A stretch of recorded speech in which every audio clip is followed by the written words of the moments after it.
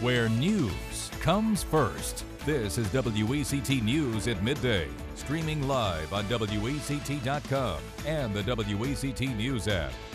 Good afternoon and thanks for joining us. I'm Kim Ratcliffe. And I'm Bob Bonner. We begin this afternoon with a road that has been giving a lot of you headaches over the past several weeks. It is closed again this afternoon. That would be Edgewater Club Road in the Porter's Neck area. It closed this morning at 9 o'clock and it'll stay that way for much of the day. DOT crews now removing the 500-foot gravel road that was put in place during the flooding. There are DOT signs that are indicating that road will reopen around 2:30 this afternoon.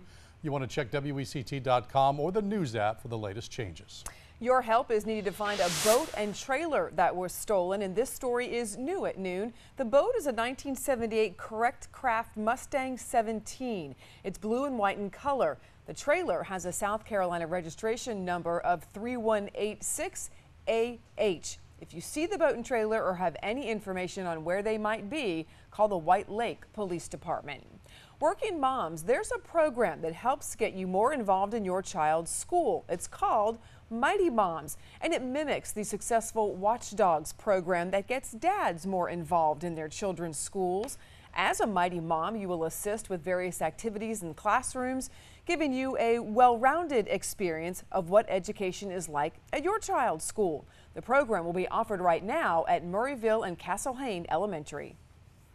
Sometimes it's very hard to become involved in your child's education because you work daily.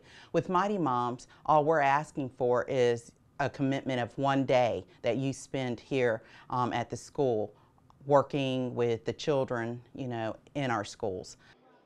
And there's a Mighty Moms kickoff dinner tonight at First Baptist Church from 6 until 7. Some parents at Forest Hills Elementary School in New Hanover County are frustrated with a new proposal that would move the Spanish immersion program to Gregory Elementary School in order to expand.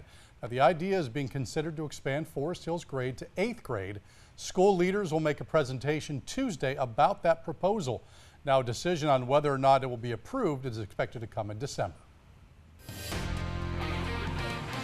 Our temperatures this morning actually reminiscent of late November / early December. Not outlandish for this time of year to have a map full of 30s, but that's where we started this morning. Average is more like upper 40s and low 50s. So these numbers low enough this morning to perhaps get a layer of frost going on your windshield first thing. Now, we have made strides since then with lots of sunshine. Temperatures as expected boosted into the mid and upper 50s here for the lunch hour. Oak Island Southport looking good at 56, and under blue sky it's 57 for the port city. Going to see those numbers continue to increase with sunshine giving them a boost. That's in the face of a cool breeze out of the north this afternoon. I think most of us topping out in the lower 60s before it's done.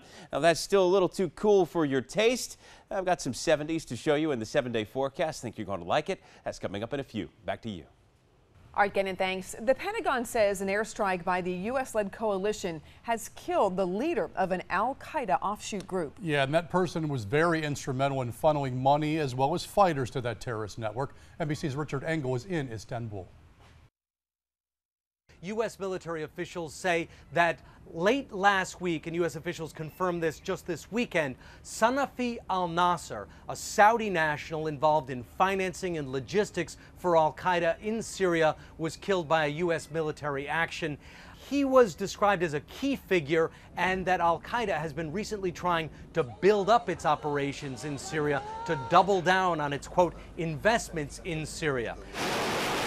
There is another way, however, to look at this.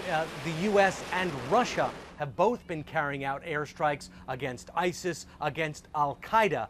And this time, Washington wants the world to know, wants al-Qaeda to know, that it was the Americans that killed this senior al-Qaeda leader, not Moscow. Richard Engel, NBC News, Istanbul. A 17-year-old who died while playing high school football in Texas had an aneurysm.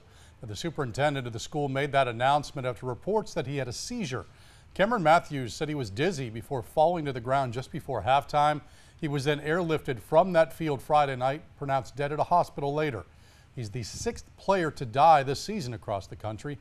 His parents, though, stressing they do not believe football was to blame for his death. You'll see a new face on a popular weight loss program. Oprah Winfrey is buying a 10% stake in Weight Watchers for about $43 million, and she's joining the board of directors.